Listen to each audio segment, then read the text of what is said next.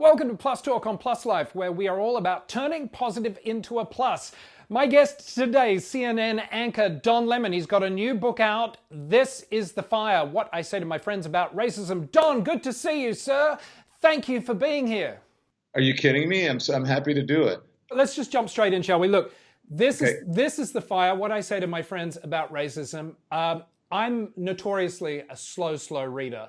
I picked this up and I'm not blowing smoke. I didn't put it down. This is kind of a really important lesson that I feel like everyone should pick up this book and read it. Well, I'm glad you said that because I think so as well. That was the reason I wrote it. And if I didn't think or believe as you believe, I wouldn't have done it.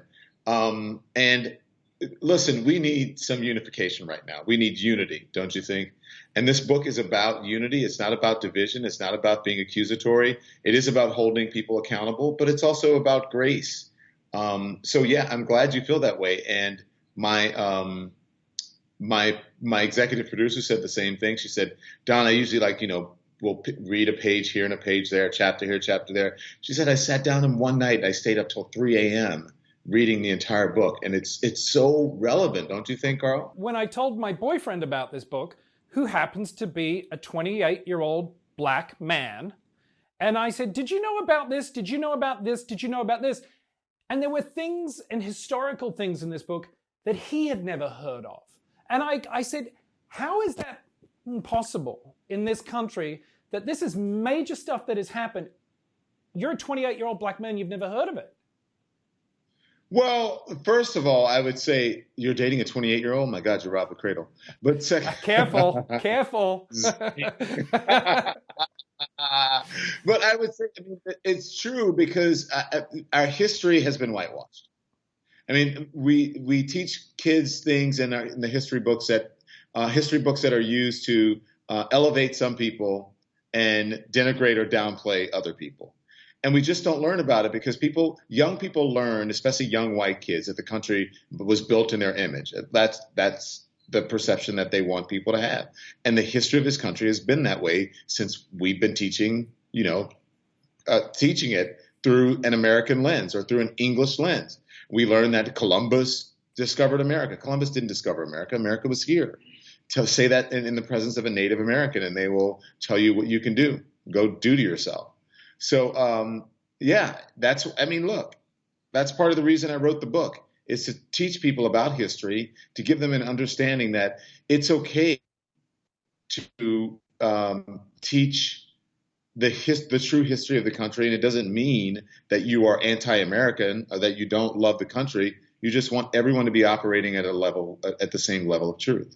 And I think it's interesting. You also, and again, I'm not one with a highlighter. I was highlighting things in this book. You say political correctness usually binds the tongue, but that's the easy part. That's the low-grade fever remedy that allows us to go about our business. But are we going too far with political correctness in this country? Is it costing us? What are we losing at the cost of political correctness? Political correctness is a term that I'm more okay with than most. I'm not 100% okay with it. I don't like these little catchphrases like cancel culture, political correctness, politically correct, blah, blah, blah, blah, blah. Because I think people think that they need somehow to categorize something. And often it is used in politics to try to create a narrative around someone, right? And to deflect from the real issue. So, yeah, listen, I think it is an issue. I think people, especially people who are in the business that we're in the business of broadcasting journalism in whatever form that may be, that we need to there needs to be space for people to have a conversation, even sometimes if it's as devil's advocate, right? To be able to give another position and another side. Now, having said that, that doesn't mean giving a platform to lies and misinformation and to hatred and bigotry. So, yeah, I understand what you're saying, but I think that I think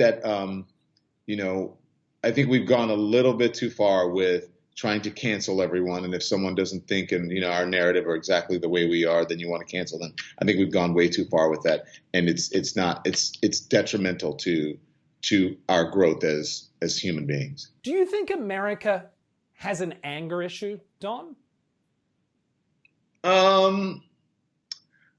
I think that America has an aggrievement issue.